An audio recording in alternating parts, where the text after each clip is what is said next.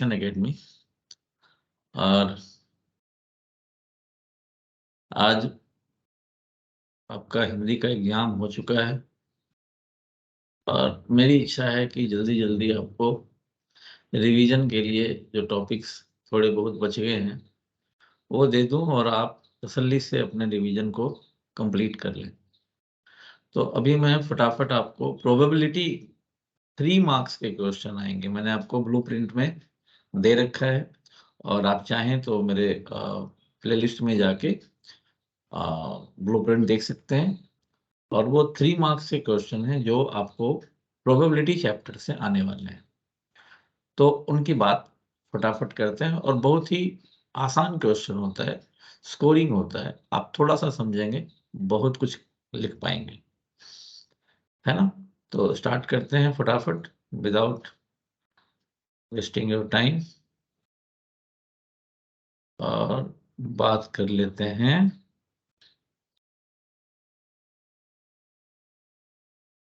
Chapter की, probability.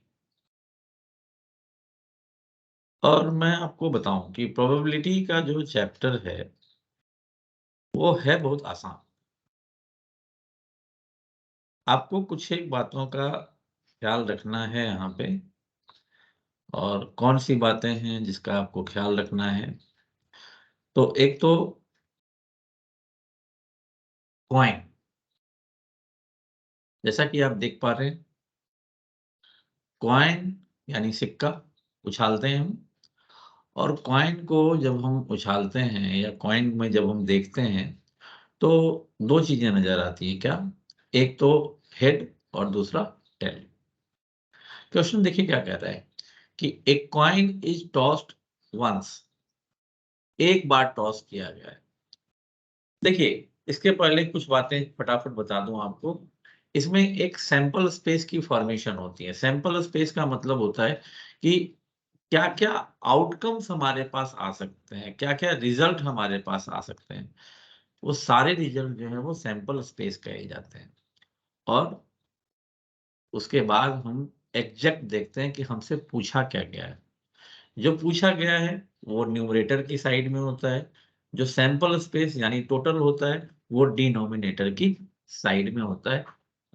बस हो गया, फ्रैक्शन में आंसर आ जाता है। आप इसे चाहें तो डेसिमल में भी कन्वर्ट कर सकते हैं। हाँ, एक क्वेश्चन मैं बड़ा इंपॉर्टेंट आपको बता दूं, थोड़ा सा मैं ओवरव्यू दे देता हूं आपको ये कॉम्प्लीमेंट्री इवेंट का। और ये कॉम्प्लीमेंट्री इवेंट आखिर होते क्या हैं?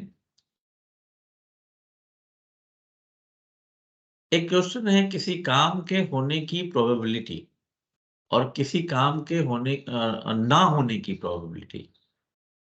होना और ना होना, इसी को यहाँ इवेंट और नॉट इवेंट से शो किया गया है। आप यहाँ पे ध्यान रखेंगे कि पीई और पी नॉट ई यानी इवेंट हैपनिंग का और नॉट ई का, दोनों का सम हमेशा 1 होता है। 1 मार्क्स का क्वेश्चन ये आपसे पूछा जाएगा।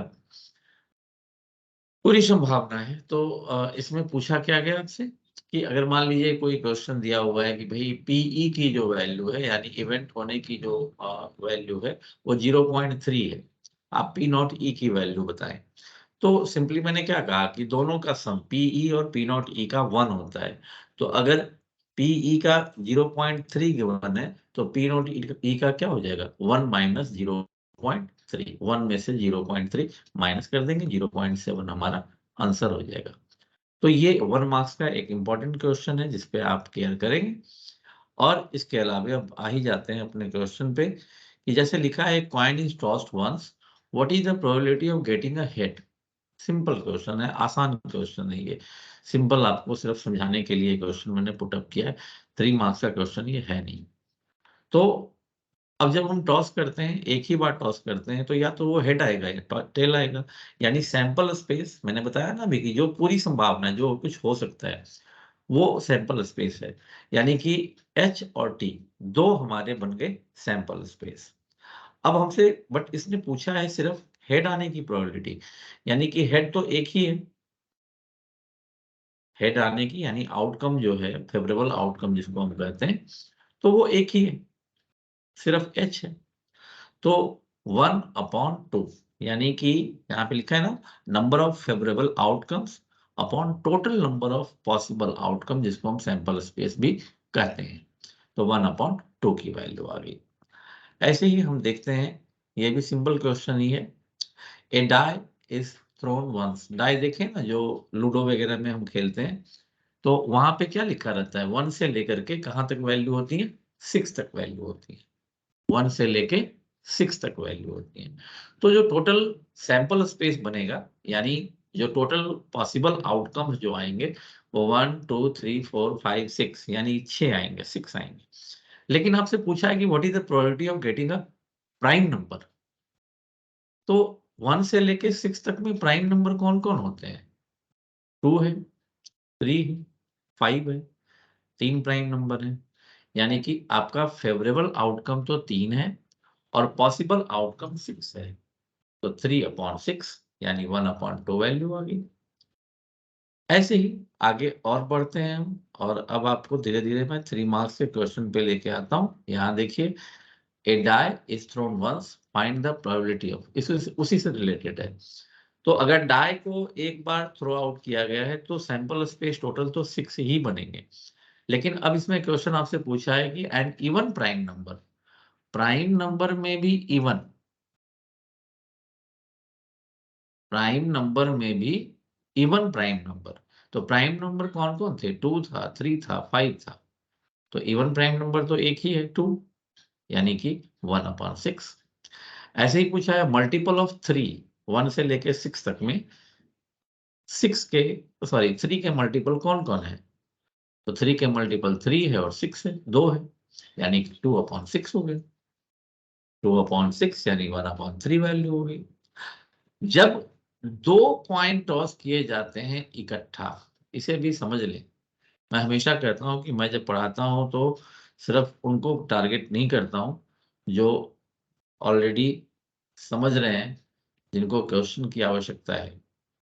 मैं उनको भी टारगेट करता हूं जिनका दिल टूट चुका है कि यार क्या ही होगा मैथ्स में, कुछ नहीं होगा भाई, मैं हूं ना, एकदम आराम से पास होंगे आप। बाबा इज ऑलवेज राइट। तो अगले क्वेश्चन में आते हैं। 2 coins are tossed simultaneously, what is the probability of getting at least 1 head. एक हेड आने की प्रोबेबिलिटी, और 2 कॉइन को टॉस किया गया। भाई 2 कॉइन जब हम टॉस करेंगे, 2 इकट्ठे टॉस करेंगे, तो क्या होगा, या तो एक पे हेड आ जाएगा, दूसरे पे टेल आ जाएगा, या दोनों पे हेड आ जाए, या दोनों पे टेल आ जाए, या इस पे टेल आ जाए, इस पे हेड आ जाए। यानी कि 4 आउटकम टोटल बनेंगे। ये सामने लिखा है आपके। लेकिन इसमें कह रहा है कि probability of getting at least 1 head, कम से कम 1 हेड होना चाहिए एटलीस्ट। इन टर्म को थोड़ा सा समझने का चक्कर है। देखो, एटलीस्ट का मतलब होता है कम से कम। तो जहां एच है जिस सैंपल स्पेस में, वो भी आएगा, जहां 2 एच है वो भी आएगा। एच चाहे दाएं बाएं रहे, उससे कोई फर्क नहीं पड़ता। यानी कि आप देखो, एक एच टी भी आ गया, टी एच आ गया, एच एच आ गया, यानी कि 3 फेवरेबल्स आपके आउटकम्स हैं, और टोटल 4 जो है वो सैंपल स्पेस है। तो 3/4 हमारे पास वैल्यू आ गई। ऐसे ही 2 की जगह 3 अगर आ जाए, तो 3 का अनबियासिंग इस तरह से हम इसको शो करेंगे। और फिर यहाँ पे 8 टोटल आउटकम बनते हैं। देखो, फॉर्मूला चेक करने का होता है 2 की पावर n, 2 की पावर n। n का मतलब है कि कितने कॉइन आप, कितने जो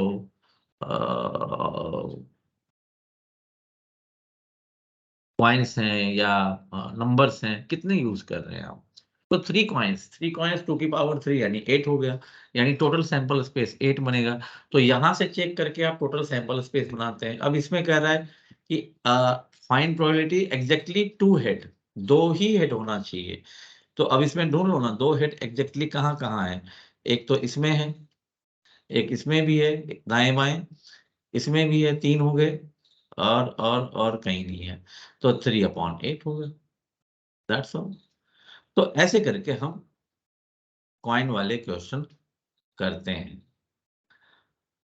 अब इसमें सीबीएसई 14 में आया हुआ है, इसे भी कर ही लेते हैं, है ना। कोई भी पॉइंट अनटर्न नहीं छोड़ते, क्योंकि आसान क्वेश्चन होते हैं। थोड़ा सा आप दो तीन बार क्वेश्चन को पढ़ के समझ लेंगे। हड़बड़ी में कोई क्वेश्चन सोल्व नहीं करना है। क्या कह रहा है अगला?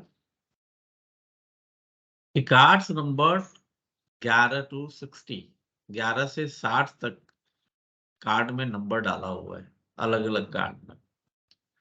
If a card is drawn at random from the box, find the probability that the number of the drawn card is an odd number.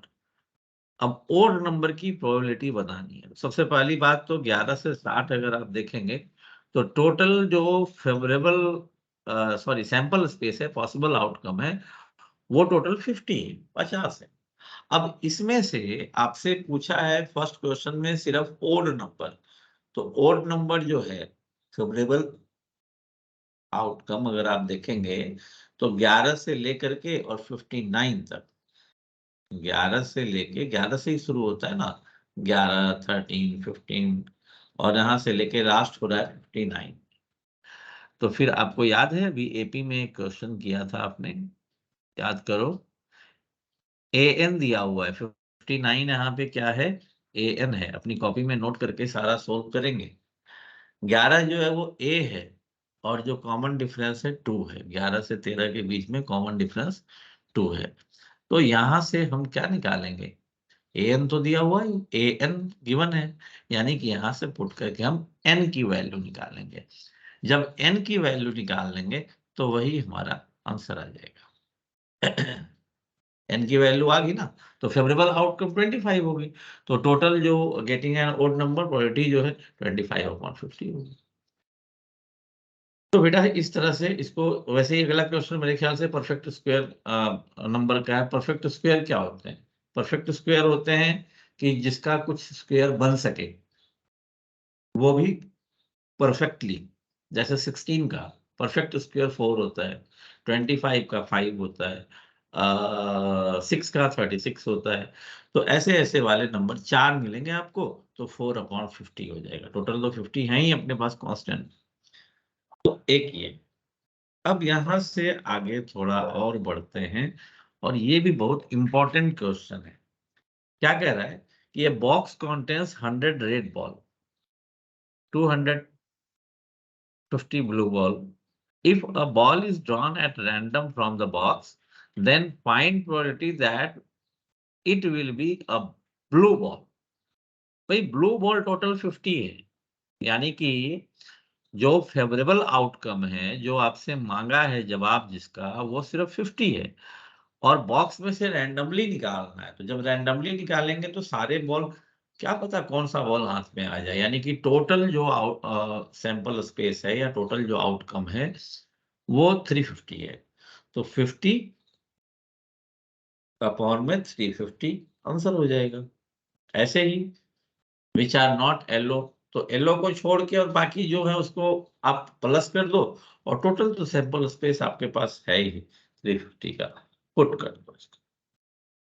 ऐसे ही रिलेटेड क्वेश्चन नेक्स्ट है, लेकिन थोड़ा सा ट्रिक है और इम्पोर्टेंट है, खास करके स्टैंडर्ड वाले जो बच्चे हैं थोड़ा ध्यान देंगे इसके ऊपर। कह रहा है कि bag contain 5 red ball and some blue ball if the probability of drawing a blue bag ball from the bag is thrice that of red ball.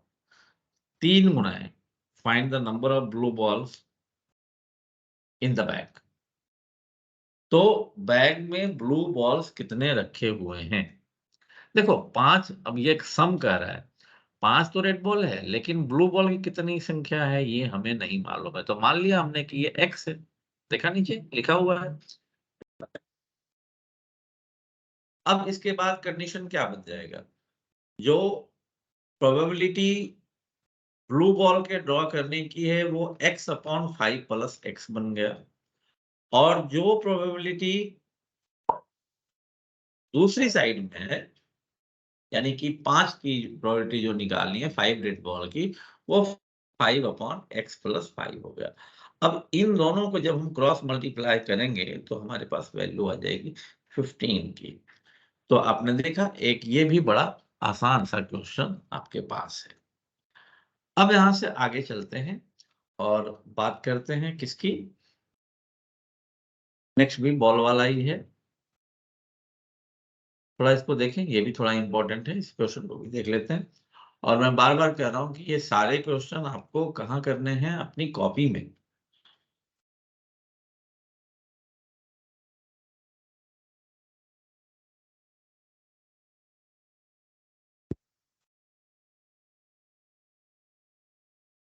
ये कोई जनरल नहीं है वीडियो जिसमें कि आप कहीं भी सिर्फ देख लिया आपने, आपका काम हो गया, नहीं।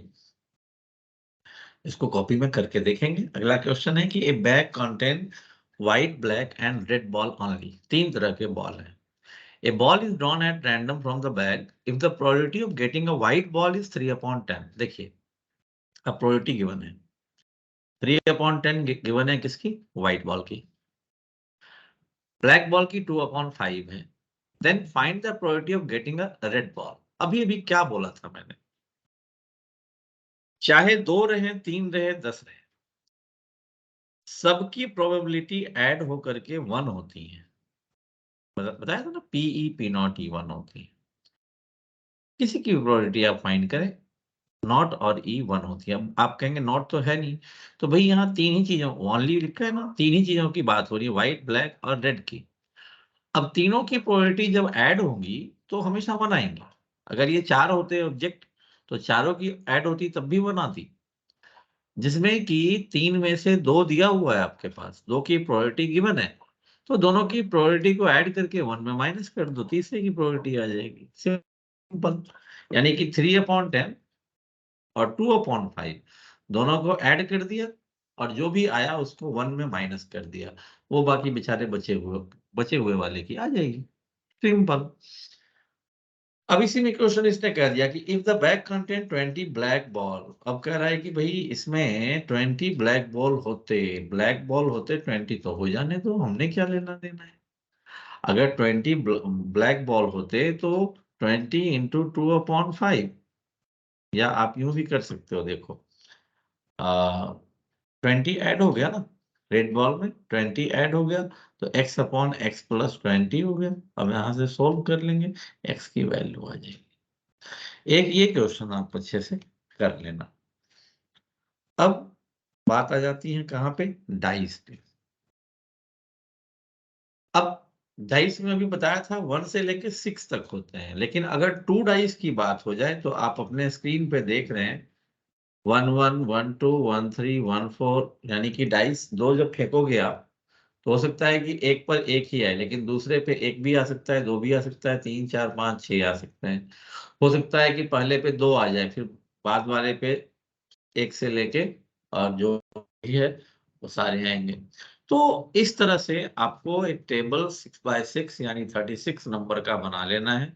रफ में बना लो या फिर जहाँ पे आप लिखते हो वहाँ, कोई प्रॉब्लम नहीं है, ज्यादा उसमें कटिंग नहीं करनी है आपने। तो अब अगर फेवरेबल आउटकम की बात करें तो 36 आ गया, सॉरी, पॉसिबल आउटकम जो है वो 36 आ गया। अब फेवरेबल की बात करते हैं। क्या पूछ रहा है क्वेश्चन? कह रहा है कि the sum of number of 2 dice is to be 5। यानी फर्स्ट पोजीशन और सेकंड पोजीशन पे अगर जोड़ो तो 5 होना चाहिए। अब आप जोड़ते जाओ, देखो फर्स्ट वाले में क्या है, 1 और 4, इन दोनों को जोड़ेंगे तो 5 आएगा। सेकंड वाले में किसको ऐड करेंगे? 2 और 3 को, 2 और 3 को ऐड करेंगे तब भी 5 आएगा। 3 2 ऐड करेंगे तब भी 5 आएगा। तो इस तरह से आपके फेवरेबल आउटकम 4 आ गए, 4/36 आंसर हो गया। ऐसे करके हम इसको सोल्व करते हैं। अब आगे और भी बात हो रही है। क्या कह रहा है कि 2 dice are thrown at the same time. एक ही समय पे 2 डाइस को थ्रो किया गया। Find probability that the sum of two number appearing on the top of the dice is more than 9। अब ये आपसे एक और बात बोल दिया इसने। अब यहाँ ओड इवन नहीं, अब इसने कहा कि ऐसी प्रोबेबिलिटी बताइए कि फर्स्ट और सेकंड पोजीशन पे जो भी रहेगा नंबर, उन दोनों का sum of two number appearing on the top of the dice is more than 9। 9 से ज्यादा उसका उनका सम होना चाहिए।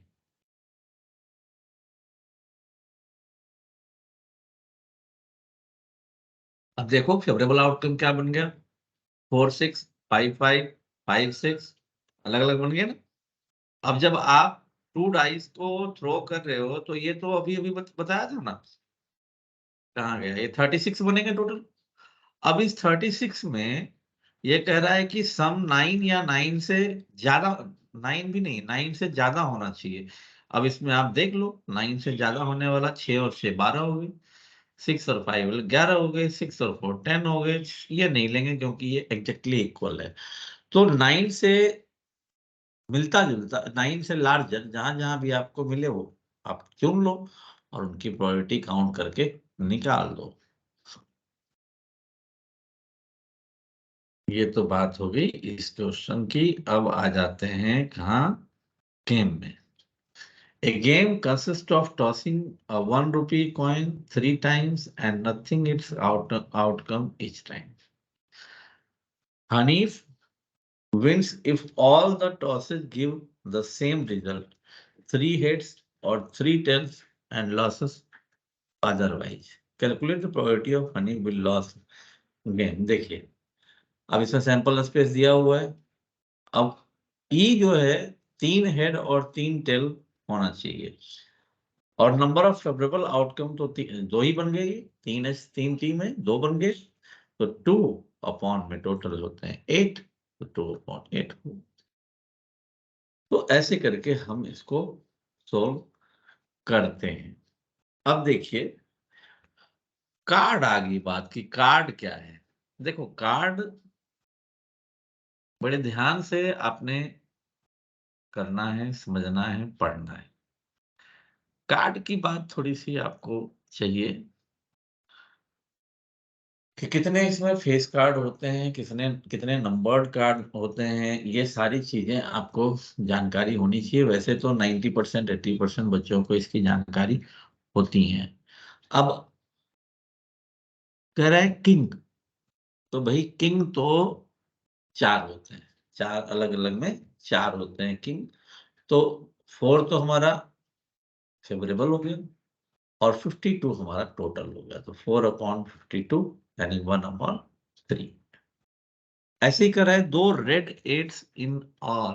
भाई रेड 8s 8 जो होता है, तो वो तो दोनों में अलग अलग रेड वाले में यानी कि 2 ही होता है, तो 2/52। 3 कार्ड्स ऑफ स्पेड, तो 13 कार्ड ऑफ स्पेस। अब 13 होते हैं, 13 का निकाल देंगे, 13/52 टोटल होते हैं। तो ऐसे करके हम कार्ड वाले का सोल्व करेंगे।